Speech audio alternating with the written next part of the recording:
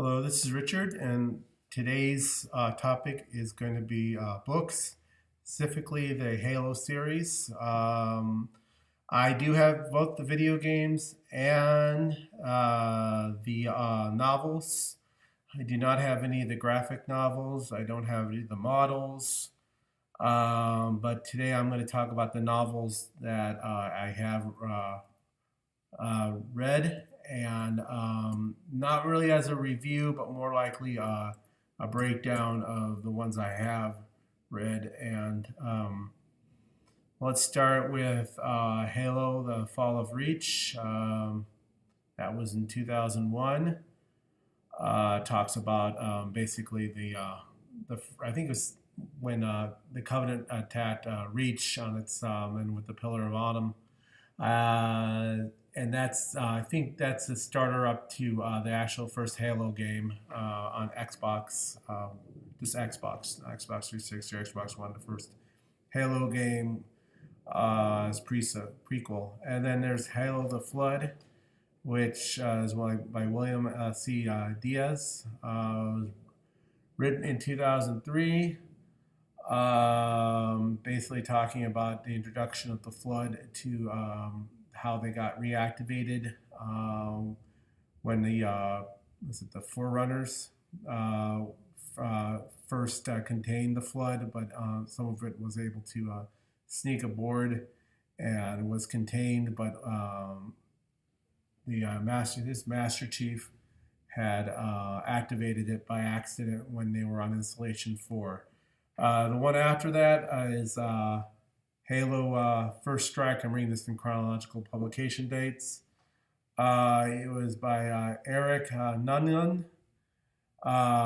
It's basically fills the gap between Halo Combat Evolved and Halo 2. I think those are both Xbox games, if I remember correctly.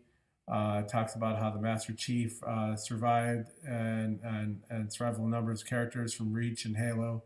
I like that book actually. It's a quick mini review. That was a very interesting series, or the book was very interesting. I like Aaron Newland's writing style. I think I read The Fall of Reach, or at least The Flood and First Strike within 4 days, which is pretty fast compared to the fact that I think there were about at least almost 400 pages each. The next one is Halo: Ghosts of Anoxia.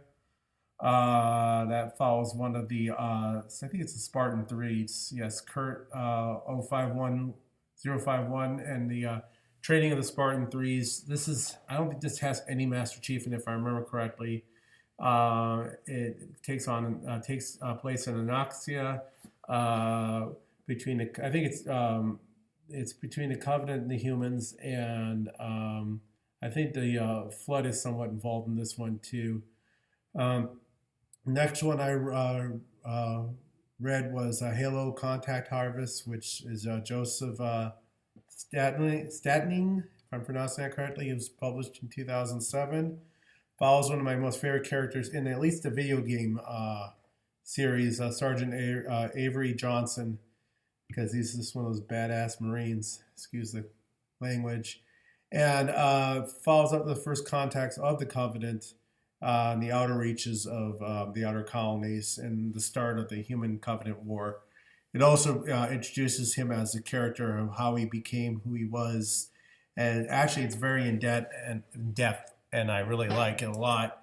The next one was Halo: The Cole Protocol, which is Tobias Buckell, published in 2008. It introduces the Cole Protocol. A little bit of a spoiler thing.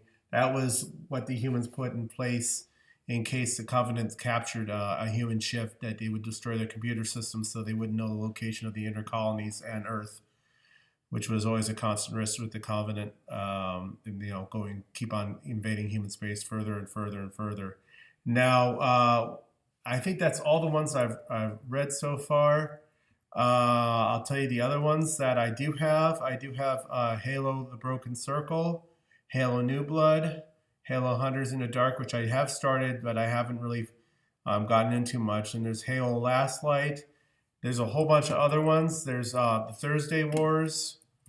There's also the Forerunner Saga, which is Cryptorium, Primorium, and Silentarium. Those are kind of they're good. They're Greg Bear, and he won a writing award for those. But I can't really get into those. Those are something I really have to focus on. And it is the Kylo 5 trilogy, which is Halo Glasslands, Halo Thursday War, and Halo Mora Dicta. Those are all Karen Travis books. So that's a quick overview of the Halo book series. Please always remember to like, comment, and subscribe. You might watch my other videos. I'll be probably doing another series that I have. Probably be World of Warcraft would be next. All right. Have a good day.